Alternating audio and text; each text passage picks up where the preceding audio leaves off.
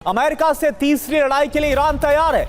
तैयारी ईरान की तरफ से भी कर ली गई है। इस बार टारगेट पर अल मंदेब स्ट्रेट, जी हां, बाब अल मंदेब को जला देंगे, ईरान की तरफ से कहा गया है।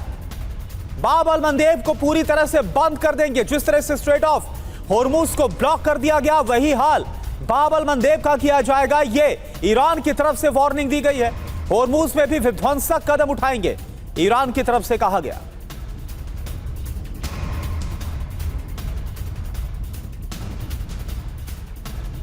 और एक और बड़ी खबर, ईरान अमेरिका तनाव पर। यह बहुत बड़ी खबर। अगर अमेरिका ने कोई भी गलती की तो तीसरी लड़ाई के लिए तैयार रहे, ईरान की तरफ से कहा गया। इस बार नए हथियारों के साथ हमला करेंगे, ईरान की तरफ से यह चेतावनी। इस बार नई रणनीति के साथ हमला करेंगे।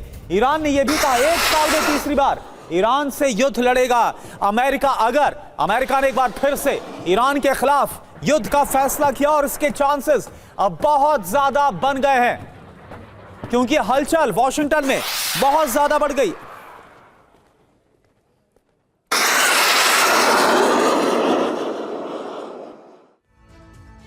तो अमेरिका ईरान में तीसरी जंग, ईरान का प्लान क्या है पहले आप ये समझिए। तीसरी जंग की तैयारी में जुट गया ईरान। यूएस पर पहले से ज्यादा बड़े और विध्वंसक हमलों को अंजाम दिया जाएगा। अमेरिका के सहयोगियों पर भी अटैक होंगे।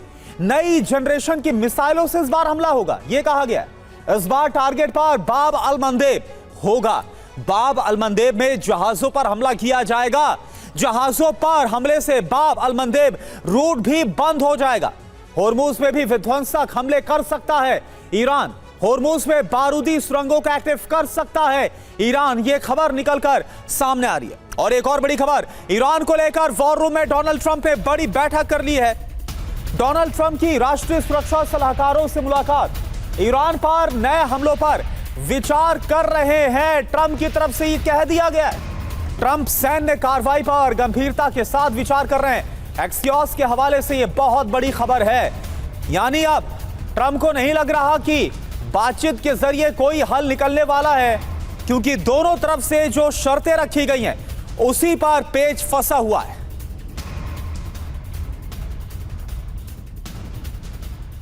और देखिए क्यों आखिर कहा जा रहा है कि डोनाल्ड ट्रंप किसी भी वक्त ग्रीन सिग्नल दे सकते हैं हमले का, क्योंकि न्यू जर्सी से अचानक से वॉशिंगटन वापस आ गए डोनाल्ड ट्रंप। वहां पर वीकेंड प्लान था, लेकिन बीच में छोड़कर आ गए। ट्रंप ने अपने वीकेंड के प्लान को रद्द कर दिया। खुफिया अफसरों ने भी मेमोरियल डे के कार्यक्रम को रद्द किया है। अफसरों की छुट्टियां रद्द कर दी गई है। कुछ बड़ा होने वाला है, कोई बड़ा फैसला डोनाल्ड ट्रंप लेने वाले हैं, यह कहा जा रहा है।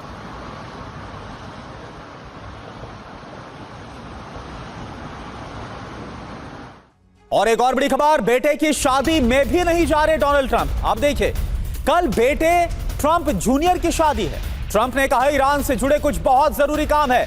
सवाल यह है कि बेटे की शादी से ज्यादा बड़े इस वक्त ईरान से जुड़े क्या काम हो सकते हैं जो डोनाल्ड ट्रंप नहीं जा रहे। क्या अब किसी भी वक्त, क्या कुछ ही घंटों में अमेरिका की तरफ से हमला कर दिया जाएगा? क्या इसके आसार बनते हुए नजर आ रहे हैं? तो सुना आपने डोनाल्ड ट्रंप की तरफ से क्या कहा गया ईरान पर। ट्रंप कुछ बड़ा करने वाले हैं, यह सवाल है। संकेत क्या मिल रहे हैं? नंबर 1, न्यू जर्सी से वॉशिंगटन वापस लौटे डोनाल्ड ट्रंप। वीकेंड का प्लान था, लेकिन इसको कैंसिल करके वापस लौटे हैं। अचानक से व्हाइट हाउस पहुंच गए। ट्रंप प्रशासन एक्टिव है इस पर। ट्रंप के टॉप अधिकारियों की छुट्टियां रद्द कर दी गई है। सुरक्षा सलाहकारों के साथ अहम बैठक हो रही है। उपराष्ट्रपति जेडी वैंस, पीट हेगसे जो युद्ध मंत्री हैं, वो भी इस बैठक में शामिल। यूएस में हलचल क्यों हो रही है? नए प्रस्ताव पर भी कोई सहमति नहीं बन पाई ईरान और अमेरिका के बीच। होर्मुज यूरेनियम पर टकराव वैसा ही बरकरार है अभी भी। बातचीत की धीमी प्रगति से डोनाल्ड ट्रंप बहुत ज्यादा नाराज हैं। तेहरान में वार्ता की जानकारी दी गई है। डील ना होने के बाद की स्थिति पर भी बात की गई है। अब बड़ी बात क्या है? अगले 3 दिन में ईरान पर हमला संभव है, यह कहा जा रहा है। सीबीएस न्यूज ने हमले का अंदेशा जता दिया है। और देखिए इन सब के बीच एक और बड़ी खबर, ईरान पर डोनाल्ड ट्रंप का बड़ा बयान। ईरान को नहीं रोकते तो वो परमाणु हथियार बना लेते। डोनाल्ड ट्रंप की तरफ से दावा किया गया है, ईरान को परमाणु हथियार बनाने से हमने रोका, वो कभी परमाणु हथियार हासिल नहीं कर पाएंगे। तो क्या कर सकते हैं डोनाल्ड ट्रंप, क्या विकल्प अब उनके पास है, यह आपको बताते हैं एक एक करके ग्राफिक्स के जरिए। पहला विकल्प नंबर 1, सीमित एयर स्ट्राइक। जी हां, कुछ खास ठिकानों पर हवाई हमले को अंजाम दिया जा सकता है। नंबर 2, बड़े सैन्य ठिकानों पर हमला किया जाए ताकि जो बची खुची सैन्य ताकत है उसे भी पूरी तरह से खत्म कर देना। तीसरा विकल्प क्या है, लंबा दबाव जवाबी कार्रवाई, यानी कि दबाव और डाला जाए। विकल्प नंबर 4 क्या, इस्फहान पर बड़ा हमला किया जाए, जहां पर न्यूक्लियर साइट है वहां पर हमला करके नस्तनाबूद किया जाए। विकल्प नंबर 5 क्या नजर आ रहा है, परमाणु ठिकानों पर फोकस। जी हां, क्या परमाणु ठिकानों को ध्वस्त किया जाएगा। छठा विकल्प क्या है, अंडरग्राउंड टारगेट्स पर अटैक किया जाए, जहां पर मिसाइल सिटी से लेकर परमाणु ठिकाने, क्या वहां पर हमला होगा। और सातवां विकल्प, सैन्य और उसके साथ साथ आर्थिक दबाव दोनों साथ साथ हो। ट्रंप का वॉर प्लान आप समझिए वो क्या है, मल्टी स्ट्राइक हमलों का खाका तैयार किया गया है। यूएस सेंट्रल कमांड हमलों की शुरुआत करेगा, ईरान के मिलिट्री ठिकानों पर हमला होगा, टारगेट पर पिन पॉइंट हमले संभव है, जो खबर निकलकर सामने आ रही है। अब देखिए एक और बड़ी खबर क्या है, डील को लेकर अभी की ये बहुत बड़ी खबर आपको बता रहे। ईरान अमेरिका में कोई डील नहीं होने वाली, इजराइल की तरफ से कह दिया गया है। ये ईरान के साथ किसी समझौते की अब कोई संभावना नहीं है, इजराइल की तरफ से यह बयान। इजरायली आर्मी ने मैक्सिस अलर्ट का ऐलान किया है, ईरान पर हमले की तैयारी में जुट गया है इजराइल। N12 न्यूज के हवाले से बड़ी खबर।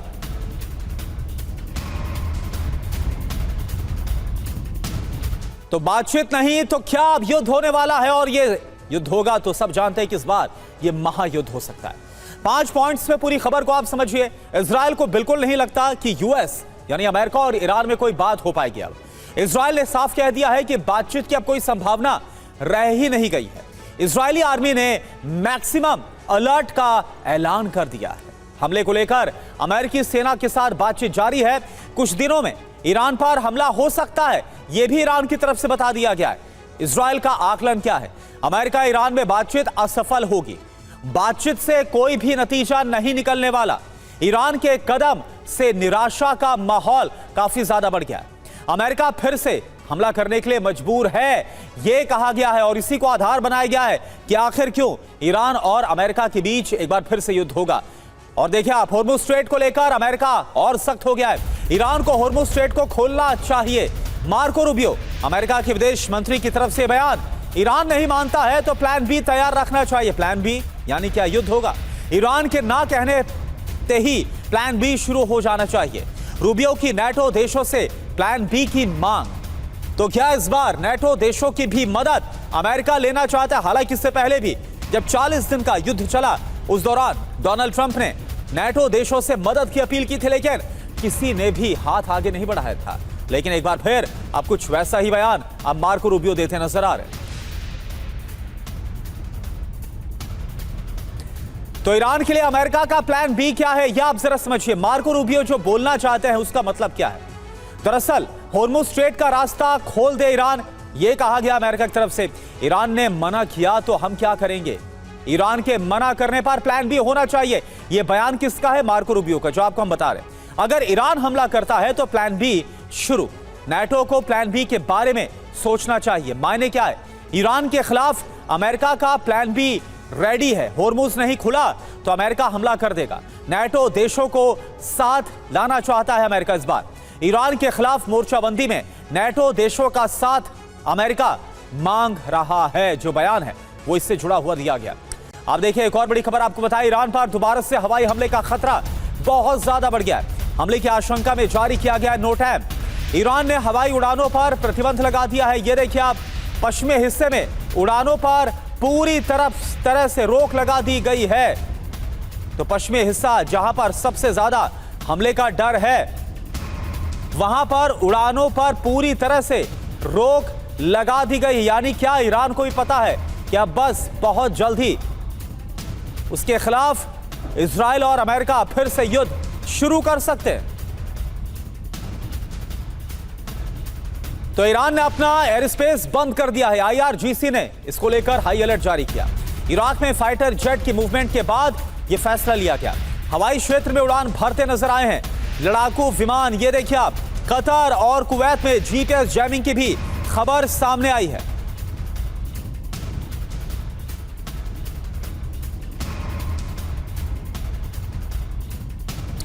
तो ईरान का नो टाइम, अमेरिका करेगा क्या हमला? ईरान ने अपने एयर स्पेस को बंद कर दिया है, ये संकेत साफ तौर पर इशारा कर रहे हैं। इजराइल अमेरिका के हमलों की आशंका बहुत ज्यादा बढ़ गई है। सैन्य ने विमानों और एयर एम्बुलेंस को उड़ान की इजाजत दी गई है। 22 मई की रात से 25 मई सुबह तक नो टाइम प्रभावी है। अंतर्राष्ट्रीय एयरलाइंस को अपना रूट बदलने की सलाह दी गई है। ऑपरेटर्स को एयर स्पेस में अलर्ट रहने की एडवाइजरी को जारी किया गया है। तो आप देखिए, ईरान का नो टाइम, अमेरिका की तरफ से क्या हमला होने का यह पुख्ता सबूत है जो ईरान की तरफ से कदम उठाया गया, यानी कि एयर स्पेस को पूरी तरह से ब्लॉक कर दिया गया। एक और बड़ी खबर, बढ़ते तनाव के बीच अमेरिका को ईरान की दो टूक, यूरेनियम संवर्धन पर ना उलझे अमेरिका। यूरेनियम सौंपने की मांग पर कोई समझौता नहीं होने वाला। विदेश मंत्रालय के प्रवक्ता इस्माइल बकाई की तरफ से बयान, यानी कि ईरान की तरफ से यूरेनियम को लेकर बिग नो, यानी कि साफ शब्दों में ना कह दिया गया है कि इसके बारे में तो सोचे ही ना अमेरिका। एक और बड़ी खबर, आईआरजीसी की खुफिया विंग की अमेरिका को बड़ी चेतावनी, ईरान की धमकियों को गंभीरता से ले। आईआरजीसी की तरफ से कहा गया, दुश्मन को ईरान की ताकत का अंदाजा बिल्कुल भी नहीं है। हमने अमेरिका की धारणाएं गलत साबित कर दी हैं। 2 महीने के बेकार हमलों से अमेरिका को सबक लेना चाहिए। और देखिए, होर्मुज को लेकर बड़ी खबर, होर्मुज में जहाजों से फीस वसूलने की तैयारी में है ईरान। ओमान के साथ पेमेंट सिस्टम पर बातचीत इस वक्त चल रही है। अमेरिका बोला यह बिल्कुल भी मंजूर नहीं होने वाला। न्यूयॉर्क पोस्ट के हवाले से बड़ी खबर। तो मुस्तफा खामनेई का होर्मुज प्लान क्या है, यह आपके लिए समझना बहुत जरूरी है। होर्मुज स्ट्रेट से गुजरने वाले जहाजों को टैक्स देना ही होगा। ईरान ओमान के साथ मिलकर टैक्स वसूल करेगा। दोनों देश फीस के सिस्टम को लेकर बातचीत कर रहे हैं। इसके लिए ईरान ने पर्शियन गल्फ स्ट्रेट अथॉरिटी भी बनाई। अथॉरिटी ने मैनेजमेंट सुपरविजन एरिया की सीमा को तय किया है। सुपरविजन एरिया से गुजरने के लिए परमिट लेना जरूरी होगा।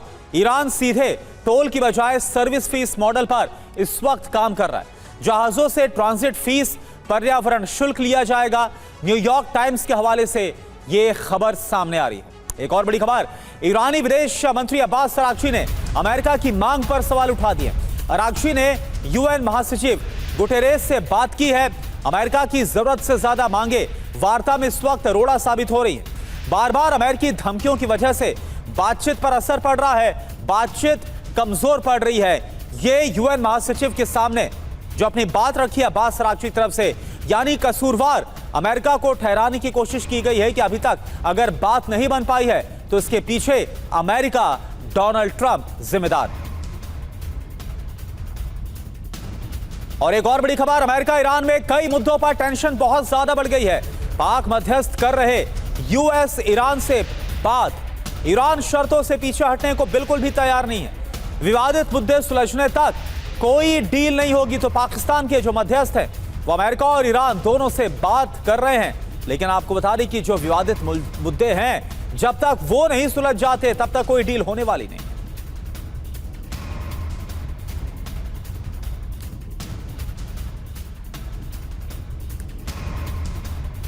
तो वार्ता की राह में रोड़े ही रोड़े नजर आ रहे हैं। अमेरिका ईरान में कई मुद्दों को लेकर तनाव है। आप समझिए, पाकिस्तानी मध्यस्थ कर रहे हैं अमेरिका और ईरान से बात।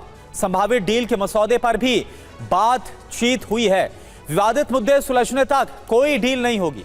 अब बड़ी बात क्या है, ईरान किसी भी दबाव के आगे नहीं झुकने वाला। पश्चिम एशिया में यूएस आर्मी की मौजूदगी गलत है। अमेरिकी सेना की वजह से अस्थिरता काफी ज्यादा बढ़ गई है। तो यह आपको बता दें कि जो कुल मिलाकर हालात इस वक्त ऐसे बने हुए हैं कि दोनों ही पक्ष, ऐसा लग रहा है कि जो शर्तें रखी गई हैं उसमें अपने कदम पीछे खींचने को तैयार नहीं है। और इसके बाद हालात ये कि जंग किसी भी वक्त छिड़ सकती है, ये आसार जताए जा रहे हैं। डोनाल्ड ट्रंप की बेटी इवांका की हत्या की साजिश का दावा है कि आईआरजीसी के सदस्य ने हत्या की पूरी साजिश को रचा। 32 साल का मोहम्मद बाकिर अल सादी गिरफ्तार किया गया है। अल सादी के पास से इवांका के घर का बाकायदा नक्शा भी मिला है। द पोस्ट अखबार के हवाले से यह बहुत बड़ी खबर है।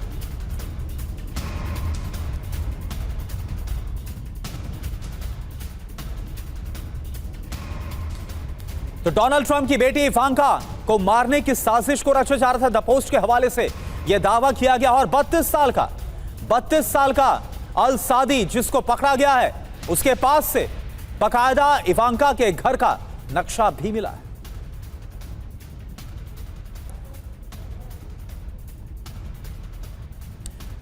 और देखिए, इससे जुड़ी एक और बड़ी खबर। आईआरजीसी से मोहम्मद बाकिर अल सादी ने ट्रेनिंग ली थी। इवांका के फ्लोरिडा वाले घर की पूरी जानकारी को जुटाया गया।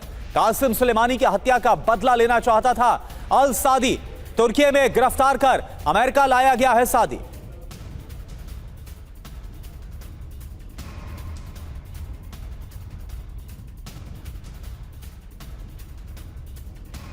तो डोनाल्ड ट्रंप की बेटी इवांका की हत्या की साजिश क्यों रची गई, यह समझना जरूरी है। आइए आपको बताते हैं। अखबार द पोस्ट की रिपोर्ट के दावे के मुताबिक ट्रंप की बेटी की हत्या की साजिश को रचा गया। इवांका ट्रंप की हत्या की साजिश रची गई थी सुलेमानी की हत्या का बदला लेने के लिए। जी हां, इस पूरी साजिश में गिरफ्तार आईआरजीसी के ट्रेंड सदस्य ने पर्दाफाश किया। मोहम्मद बाकिर अल सादी के घर से कई सबूत मिले। सादी ने इवांका के घर का नक्शा भी पोस्ट किया। सोशल मीडिया पर क्या दी धमकी। मैं अमेरिकियों से कहता हूं कि इवांका के घर की इस तस्वीर को देखिए, जान लीजिए कि ना तो आपके महल और ना ही सीक्रेट सर्विस आपकी रक्षा करेगी। हमें इवांका को मारना होगा। फिलहाल इवांका पर नजर रख रहे हैं। मैंने आपसे कहा था हम बदला लेकर रहेंगे। हम ट्रंप के घर को वैसे ही जलाएंगे जैसे हमारा घर जलाया गया था।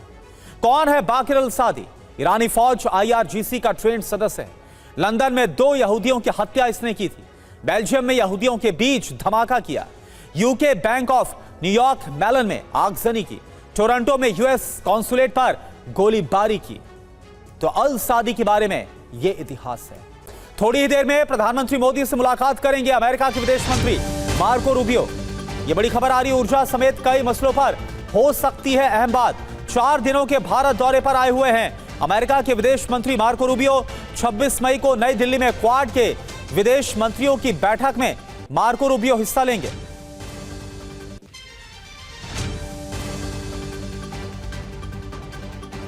तो ये तस्वीरें उस वक्त की जब मार्को रूबियो का जहाज, जब उनका प्लेन लैंड किया और भारत पहुंच चुके हैं मार्को रूबियो। तस्वीरें जैसा कि आप देख पा रहे हैं, 4 दिन का भारत दौरा है अमेरिकी विदेश मंत्री मार्को रूबियो का। और खास बात है जिस तरह से पश्चिमी एशिया, मिडिल ईस्ट में तनाव इस वक्त बना हुआ, इस लिहाज से भी, और जो ऊर्जा का संकट बना हुआ है पूरी दुनिया भर में और भारत में भी वो संकट महसूस किया जा रहा है। ऊर्जा को लेकर भी बात हो सकती है। तो भारत दौरे पर अमेरिकी विदेश मंत्री, बड़ी बातें क्या है यह आप पहले जान लीजिए। विदेश मंत्री बनने के बाद रूबियो का यह पहला भारत दौरा है। प्रधानमंत्री मोदी और विदेश मंत्री मार्को रूबियो की मुलाकात होगी। दिल्ली, आगरा और जयपुर में जाएंगे। जो पूरा कार्यक्रम है मार्को रूबियो का। क्वाड बैठक में शामिल होंगे मार्को रूबियो। बैठक में इंडो पैसिफिक सुरक्षा पर चर्चा होने वाली है। और देखिए, आप भारत अमेरिका साझेदारी के लिहाज से अगर बात की जाए तो यह दौरा कितना अहम है, क्योंकि कई अहम मुद्दे हैं जिस पर बात होने वाली है। इसमें क्या क्या है? नंबर 1, पश्चिम एशिया का जो संकट है, भारत अमेरिका साझेदारी को लेकर क्या क्या जानकारी है।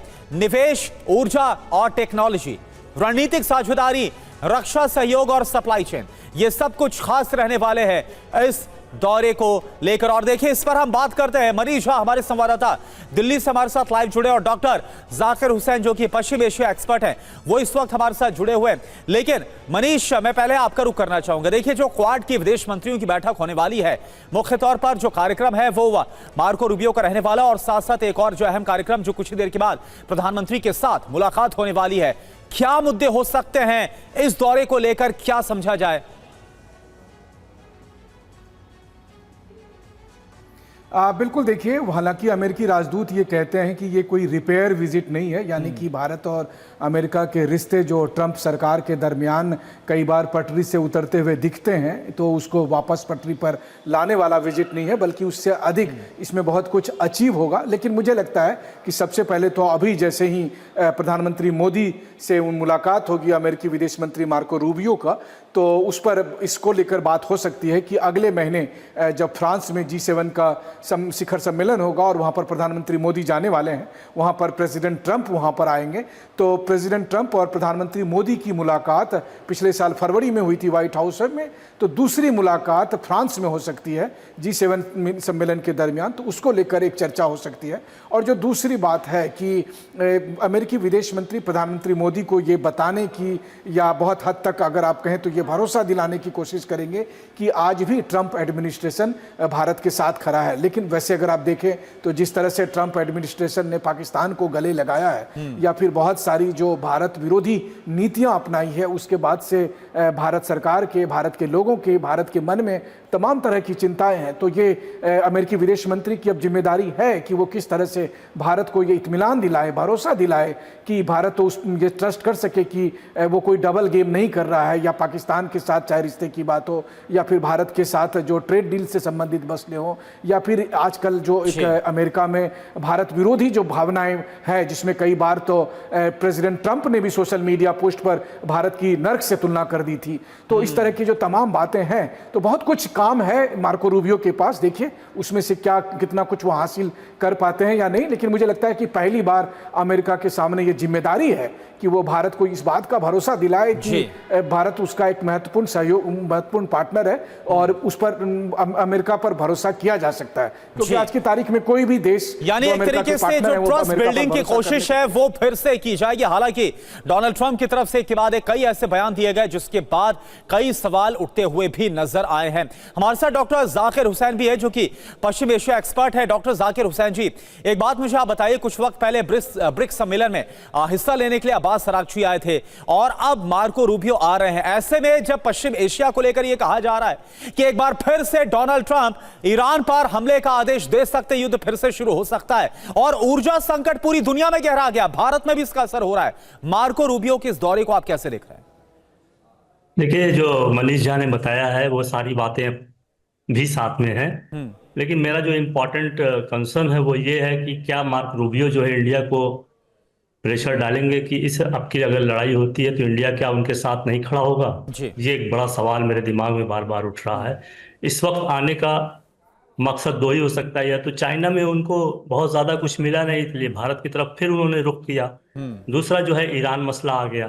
तो ये दो मसले जो है बायलेटरल के अलावा दो मसले बड़े इंपॉर्टेंट मुझे लगते हैं इस विजिट। अब क्या होता है कि भारत इस युद्ध में शामिल होता है कि नहीं होता, ये हमारी अपनी पॉलिसी होगी, लेकिन अमेरिका चाहता है कि ईरान के ऊपर कुछ नया प्रेशर डाला जाए, क्योंकि उसने कुछ अचीव इस तरीके से नहीं किया कि ईरान सरेंडर कर नहीं। लेकिन जाकिर जी, भारत ने तो बोला है कि वो सिर्फ एक पक्ष के साथ है, वो शांति का पक्ष, हर हालत में शांति होनी चाहिए।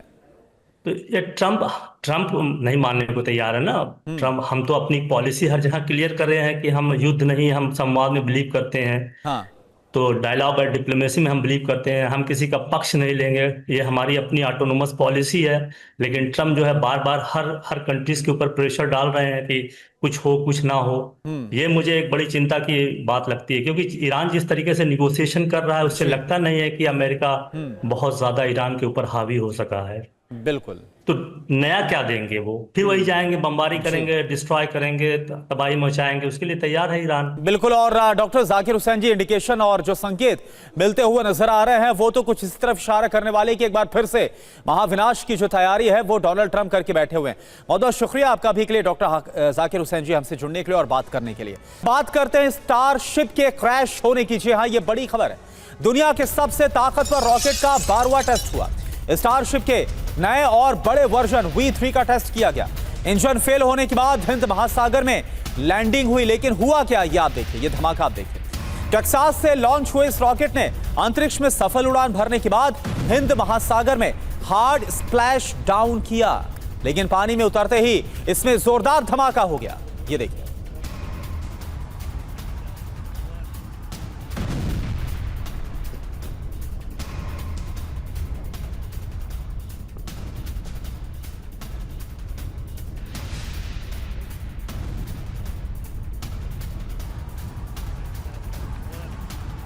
तो तस्वीर आप देख पा रहे हैं, टेक्सास से लॉन्च हुए इस रॉकेट ने अंतरिक्ष में उड़ान तो भरी, लेकिन जब हिंद महासागर में ये लैंड हुआ तो हार्ड स्प्लैश डाउन और उसके बाद बड़ा धमाका।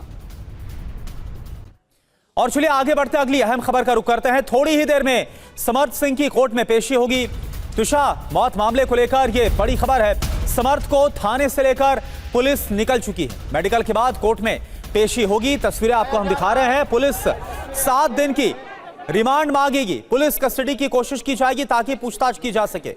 कल रात ही समर्थ सिंह को हिरासत में लिया गया था और ये देखिए तस्वीरें आपको हम दिखा रहे हैं। कुछ ही देर के बाद समर्थ सिंह त्विषा के पति की पेशी होने वाली है और इसको लेकर पुलिस निकल चुकी है। 7 दिन की पुलिस रिमांड की मांग की जाएगी। जो खबर आ रही है, कल ही हिरासत में लिया गया समर्थ सिंह को। आपको बता दें, खबर यह है कि समर्थ सिंह जब सरेंडर करने के लिए पहुंचा तो उसके बाद उसको डिटेन कर लिया गया, हिरासत में ले लिया गया। और अब देखिए आप तस्वीरें आपको हम दिखा रहे हैं। पुलिस लेकर निकल चुकी है। कुछ ही देर के बाद पेशी होने वाली है। और भोपाल से हमारे संवाददाता शुभम गुप्ता जुड़े हुए हैं लाइव। शुभम, क्या जानकारी? खबर आ रही कि पुलिस की पूरी कोशिश होगी कि 7 दिन की पुलिस कस्टडी मांगी जाए। बिल्कुल, देखिए सबसे पहले तो जो तस्वीरें आप देख रहे हैं, समर्थ सिंह को अब पुलिस भोपाल की जिला अदालत में लेकर जा रही है। यहाँ पर इसे पेश किया जाएगा और भोपाल पुलिस कमिश्नर ने जो बयान दिया है उसमें ये कहा है कि समर्थ के लिए हम 7 दिन की रिमांड की मांग करेंगे कोर्ट से, क्योंकि लगातार पूछताछ करना है। अभी तक देखिए इस पूरे मामले में अभी तक न तो गिरिबाला सिंह से किसी तरह की कोई पूछताछ की गई है। 3 बार गिरिबाला सिंह को नोटिस जारी किया गया मगर उनकी तरफ से कोई जवाब नहीं दिया गया। न वो पुलिस थाने पहुंची, न पुलिस ने उनसे घर जाकर पूछताछ की। दूसरी चीज, समर्थ 10 दिन से पुलिस को लगातार गुमराह कर रहा था। गिरफ्तारी के लिए पुलिस ढूंढ रही थी मगर वो नहीं मिला। कल जाकर उसे गिरफ्तार किया गया। तो ऐसे में अब पुलिस को सारी चीजें जानना है, इसीलिए 7 दिन के रिमांड की बात कर रही है। दूसरी जो सबसे बड़ी चीज है कि जो त्विषा का पार्थिव शरीर, त्विषा की बॉडी इस वक्त भोपाल एम्स में रखी हुई है, उसको लेकर भी हाई कोर्ट का ऑर्डर है कि पोस्टमार्टम फिर से होना चाहिए, दिल्ली की टीम करेगी। तो ये भी भोपाल पुलिस कमिश्नर का बयान आया जिसमें उन्होंने ये बात कही कि दूसरा जो पोस्टमार्टम है भोपाल एम्स में ही होगा। ठीक है, अभी तक कुछ चर्चा बिल्कुल। और ये तस्वीरें हम दिखा भी रहे हैं कि किस तरह से कोर्ट में ले जाती हुई पुलिस नजर आ रही है समर्थ सिंह को। बहुत बहुत शुक्रिया आपका इस पूरी जानकारी के लिए। कोलकाता से खबर, कोलकाता के सॉल्ट लेक स्टेडियम से फुटबॉल स्टैचू को हटाया गया। बीती रात विवादित प्रतिमा को हटा दिया गया। स्टैचू के पास सिर्फ 2 बूट और 2 फुटबॉल बचे हैं। ममता बनर्जी के नाम वाली उद्घाटन प्लेट को भी हटा दिया गया। खेल मंत्री निशित प्रामाणिक ने कहा था नई प्रतिमा यहां पर लगाई जाएगी। ममता बनर्जी ने डिजाइन किया था स्टैचू का डिजाइन।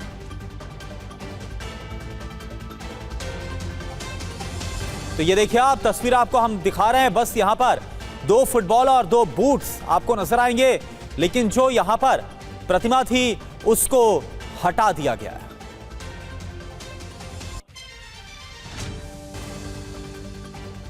तो कोलकाता के सॉल्ट लेक इलाके से खबर है। यहां पर सॉल्ट लेक स्टेडियम के बाहर जो फुटबॉल स्टैचू लगा हुआ था, ये देखिए आप,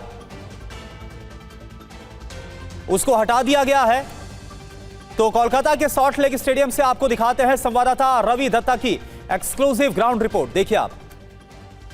देश के सबसे बड़े football stadium salt lake stadium में जहां पे मेसी कांड हुआ था, बीजेपी सरकार क्षमता में आने के बाद निशित प्रामाणिक जो कि खेल मंत्री है राज्य की, उन्होंने कहा था कि यहाँ पे जो मूर्ति लगा हुआ था जो कि ममता बनर्जी ने डिजाइन किया था उसको हटा दिया जाएगा। यहाँ पे ममता बनर्जी द्वारा निर्मित लिखा गया था, ये जो मूर्ति था आप देख सकते हो, उसको तोड़ दिया गया है। सिर्फ पैर जो है वो रह गया है, फुटबॉलर का पैर, और लोहे का जो स्ट्रक्चर है यहाँ से काट के इसको लेके चले गए हैं। और यहाँ पे जोइल बोल के जो 2 फुटबॉल है जो कि ममता बनर्जी ने इनका नाम दिया था वो भी यहाँ पे रखे हुए हैं, लेकिन इसको भी हटा दिया जाएगा। कल रात में जब कोई नहीं देख रहा था तब इसको हटा दिया गया था और आज सुबह आके हम लोग देख रहे हैं कि यहाँ पे फुटबॉलर की जो एक हाफ बॉडी थी और उसके ऊपर विश्व बांग्ला का जो ग्लोब बैठा हुआ था उसको यहाँ से हटा दिया गया है। और निशित प्रामाणिक ने कहा है कि यही जगह पे और एक मूर्ति बैठेगा जो कि फुटबॉलर की होगी या तो कुछ होगा। आप देख सकते हैं तोड़फोड़ की जो निशानी है वो यहाँ पे है, WBAL ये सब यहाँ पे पड़े हुए हैं और बाकी के जो निशानी है वो अभी तक यहाँ पे रह चुके हैं। तो जिसको लेके सवाल उठ रहा था कि जिसको लेके निशित प्रामाणिक ने कहा था कि ये मूर्ति जो है इनका बिल्कुल टेस्ट नहीं है, वो मूर्ति को यहाँ से हटा दिया गया है।